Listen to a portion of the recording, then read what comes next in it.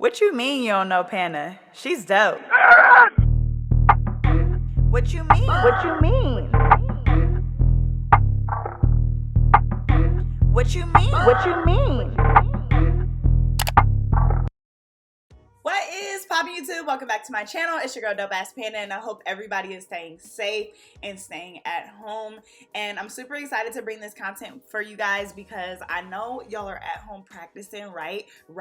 Until we can get back into the salon and back into the groove of things. If you are someone who is at home practicing and you don't have a little sister, a little brother with long hair, a little cousin that you're quarantining with, then I did link one of my favorite mannequin heads in the description section for you guys so that you guys can purchase it. It doesn't require you to leave your house, and if you want to support my channel, I do get a cut from everything that you guys purchase through the link. So you guys should be at home practicing, being productive. I know I am. I've been trying out a bunch of different products and a bunch of just different crazy stuff. So yes, I'm super excited to bring these jumbo, large, whatever size you want to call it, knotless box braids. And I know some of you guys have said that you guys are tired of seeing knotless box braids on my channel, but you guys still did request this video the most, so I am sharing it with you guys today.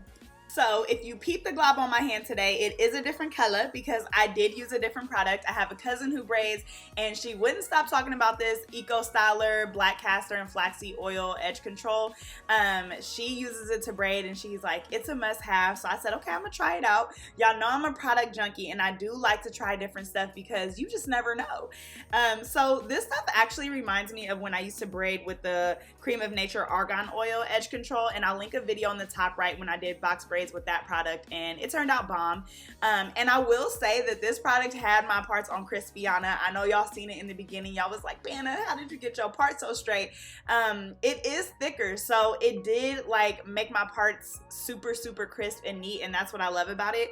My only complaint is that, and this happens a lot when you braid with edge control, that after you look at it, after about, I would say like 20 to 30 minutes after it's really settled, it looks kind of greasy, and I don't like that. And so that's pretty much why I stopped using edge controls to braid. And on top of that, I just felt like when you buy a bottle of edge control, it is really expensive and you can only do like one head with it. But this bottle was a little bigger. It was about $10.99, and I think I used maybe half the bottle to do her head, which is really not that bad. Now, would I buy and use it again? If it were cheaper, yes. If it were like $7 or $8, I would definitely do it. But for $10.99, no, because I feel like I can still use my Shine and Jam and it'll last me a lot longer. Like, it'll take me a longer way than this, because you guys have to keep in mind, I typically do like 4 to 5 heads a day when I'm in the salon. I really can't afford to spend $10 on a product when I can only do 2 heads with it. It's just not realistic. So yes, I really look at what is like the most efficient as far as cost. But I think if you're a beginner braider, then this would be a really good product for you because it is like really thick and it makes it a lot easier to control your grip and your parting and to make the hair look really sleek. So if you're a beginner braider, I would definitely suggest trying this product out. I'm gonna see if I can find it somewhere cheaper, and I will link it in the description section for you guys below. If you have tried it out before, let me know what you guys think about it. I typically, like I said, don't really use edge controls to braid. I think they're just really heavy products and I don't like to create a lot of buildup on my client's hair, so that's why I don't personally use edge controls. But like I said, this was kind of nice to braid with. It's been a minute since I've used an edge control to braid with, so I was like, wow, this is really easy. So definitely worth a try.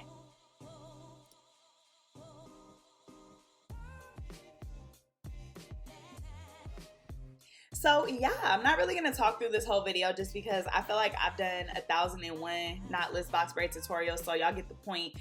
But these are really nice. Like, I love the size of these. I had a lot of fun doing these, and also when I looked at it, I was like, damn, these are just super neat. So I was excited to share this with you guys. Towards the end of the video, you guys will see that we put beads on the ends, and recently, like, people have been commenting like, beads are childish and this is childish, and like, why though? Like, why is it childish? I feel like it's coming back. It's cute.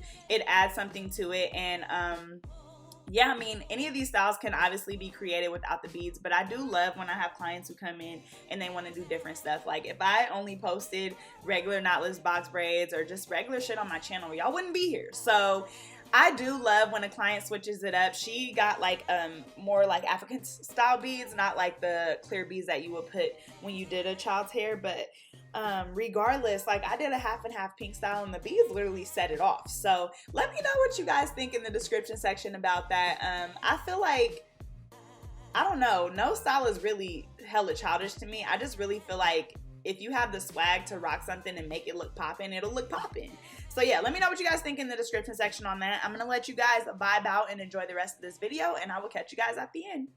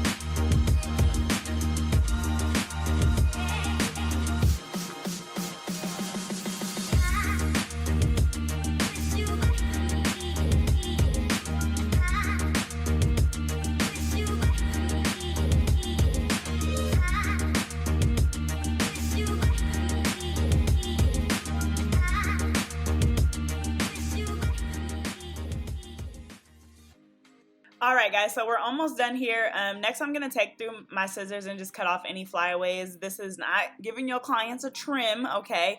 You're just cutting off any flyaway hairs that may be at the bottom of the braids. It just gives it a neater and a more crisp finish.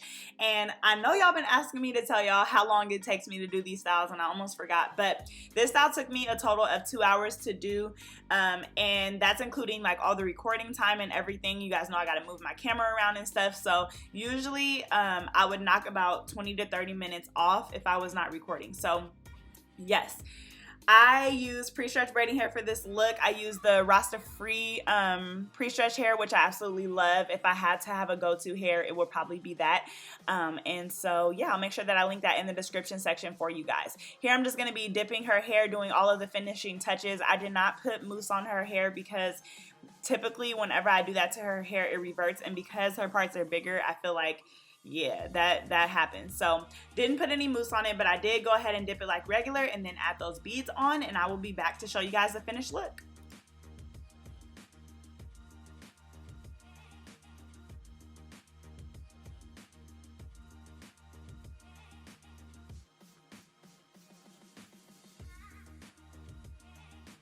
So yes guys, this here is the finished look. If you haven't already, make sure you guys hit that subscribe button and click the notification bell. Let me know how you guys feel about this hairstyle in the comment section below.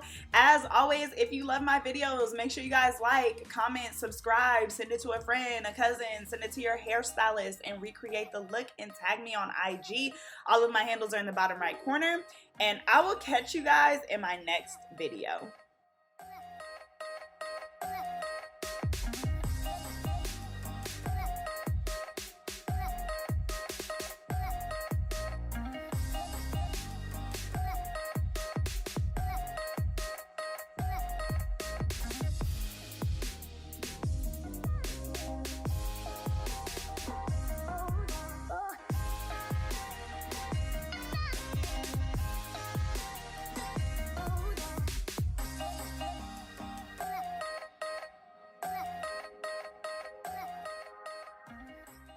What you mean you don't know Pana? She's dope.